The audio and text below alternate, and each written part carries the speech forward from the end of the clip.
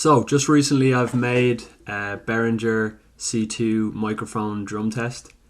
So it's a small diaphragm condenser stereo set, and it's an absolute bargain. I mean, for 40 quid, you can't go wrong. If you have no mics, it's a cheap way to get some.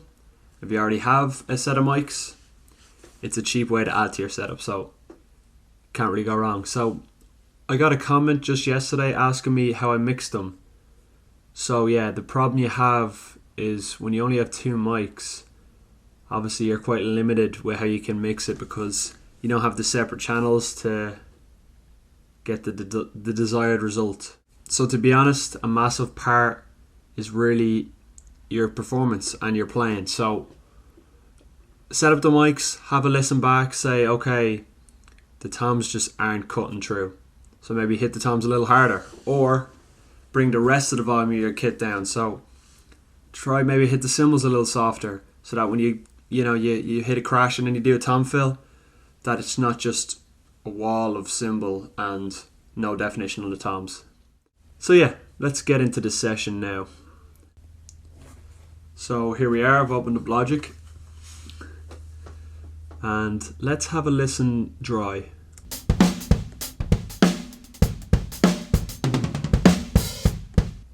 Cool, so everything's coming through, really, we're getting kick, we're getting snare, we're getting toms, so now it's really just about emphasizing it. So I can't really fix issues in the mix volume-wise. All I can really do is enhance what we already have there. So let's have a listen to just the overhead. So I had a mono overhead.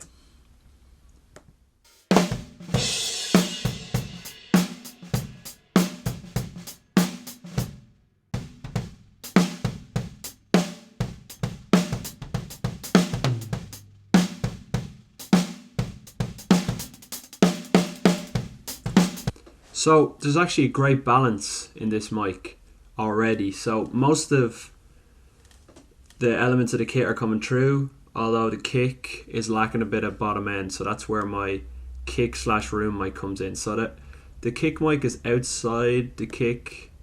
It's not in the porthole because I'm going for, I want the sound to be more glued.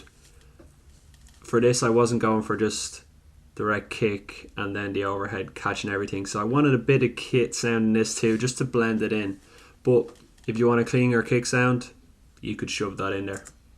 Let's have a listen.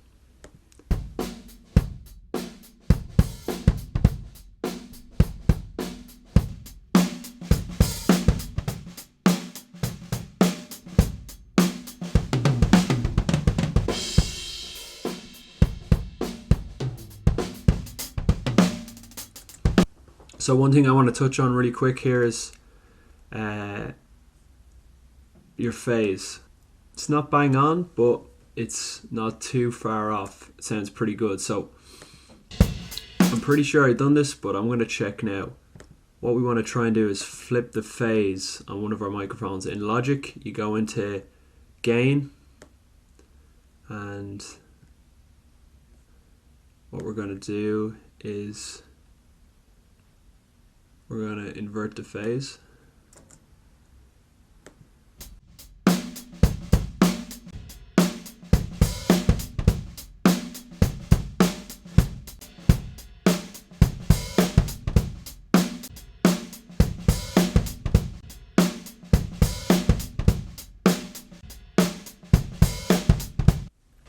To me it sounded better when the phase wasn't flipped, but it could be different depending on how you set up the mics. So that's always something you should check because it can make or break your drum sound. So that's just something I wanted to touch on. Right, so first of all, let's look at the overhead. So the overhead.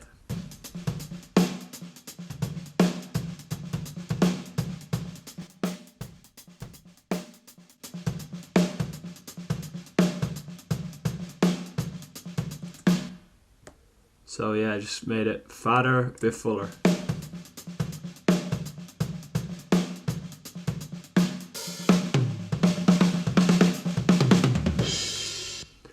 And without the plugins,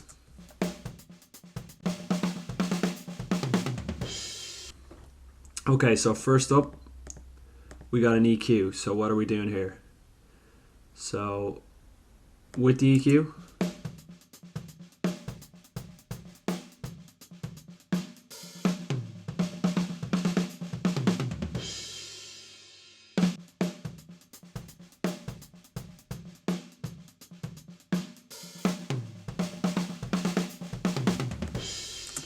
so I dulled it down a bit, made it less raspy. That might not be to your taste, and I may have dulled it a bit too much, but yeah, it sounds pretty good.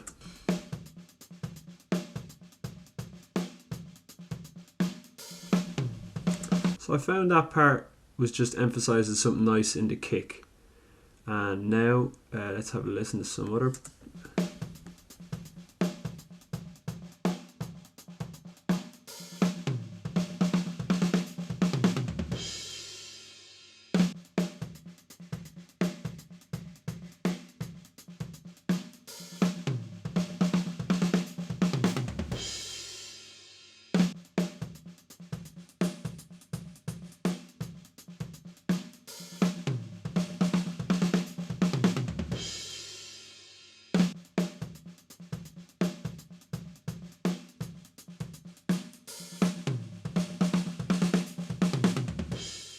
That's the first thing. Then I had a tube EQ.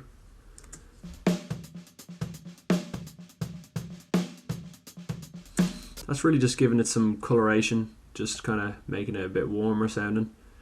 So yeah, I didn't do too much here. Let's have a listen, right? So you can attenuate the high end, stuff like that. Boost the highs. So I'm using this more for coloration than anything. Not really using it to notch out specific things or to add specific things. Just it's subtle, but it gives it a nice color. Alright, last but not least, probably most important, is the compressor.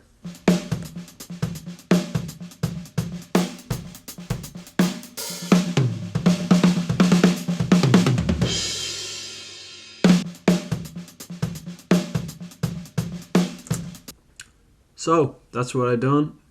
EQ, compression, and then I sent it to a reverb. So in Logic, you can go over here to your sends, and I sent it to a reverb.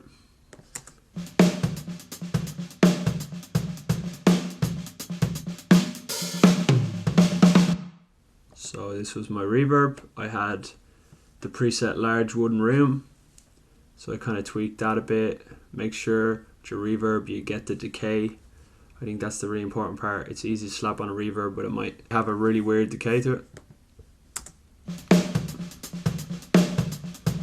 think that works with the groove. And then I have an EQ. Subtle, but I think it's adding some.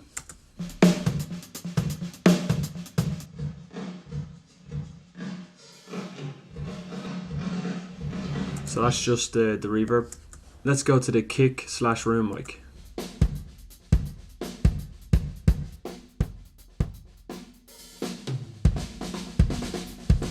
Cool, so the EQ here is definitely giving it some nice low end.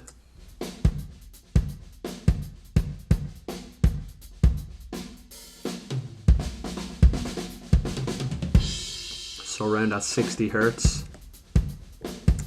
The kick was sounding really, really fat, so I boosted that.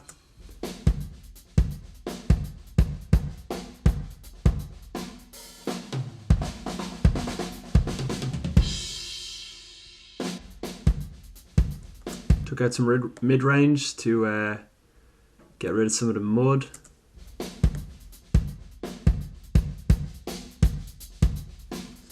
And I boosted with a little high shelf.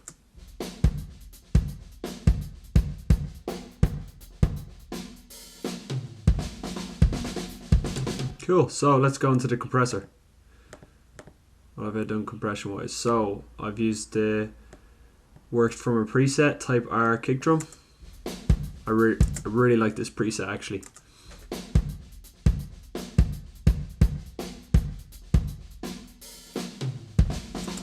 I can't remember how I tweaked it, but yeah, just got it to where I liked it. So, you know, playing with the attack and the release. So normally I'll throw on a preset and I'll tweak the attack, the release, the threshold, the ratio, pretty much everything. But it'll give me a kind of general starting point. So I'll find something I like here in Logic. So say if I'm going for something really intense, I'll come down here and I'll go to like smashed, I go to like aggressive or pumping, stuff like that, and that gives me a general vibe, and then I tweak to whatever I'm working with.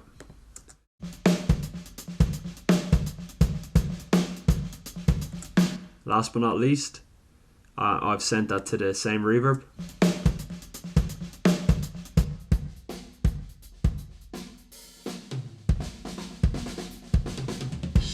Cool. And last but not least, and maybe most importantly, for a 2 mic recording is your master bus.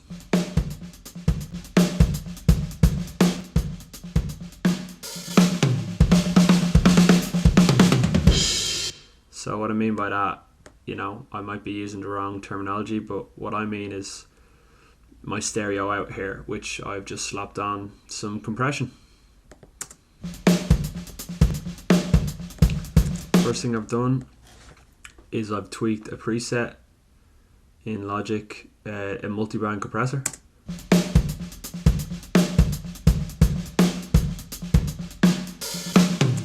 So with this, I'm actually bringing back some of that high end. So yeah, there's lots of ways you could do this. Maybe it would have sounded the same as if I've left those high frequencies in the overhead, but I'm kind of adding it back in here. So now it's sounding a lot more crisp. So I've got rid of the ratty frequencies, but now I'm bringing back some high end in. You know, I don't know if there's that much rhyme or reason to this. It's just playing around and see what works. So let's go back to the overhead here actually, and if I bring back some of this high end, maybe it'll be better.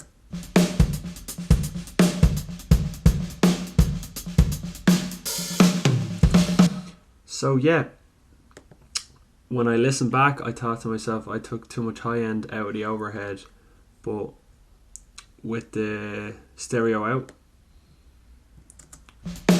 it seems to make sense. So I can't remember, maybe that was part of it, but yeah. Definitely make sure you don't kill your top end, but you definitely want to tame it. Then I've got some light compression here.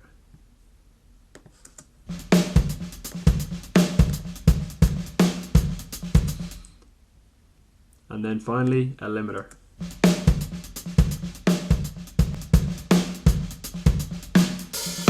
Normally in Logic I use the adaptive limiter. I really like it because it kind of limits your audio without making it sound limited, if that makes sense. It kind of gives you the like perceived loudness of a limiter and the fatness of a limiter without, you know, it kind of getting out of control and sounding a bit crazy, sounding all kind of warpy and like compressed and pumpy and stuff. But yeah, for this, just slapped the limiter on, gave it a bit of gain. To me it sounded really good. So yeah, hopefully this video has helped anyone with, you know, mixing minimal miking techniques. And yeah, if anyone has their own techniques they'd like to share, leave them in the comments below. John, I hope this answers some of your questions.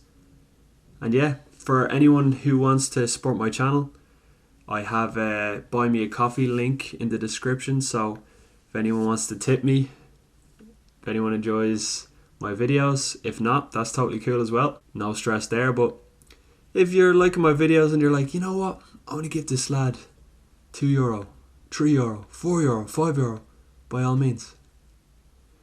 So yeah, thanks everyone.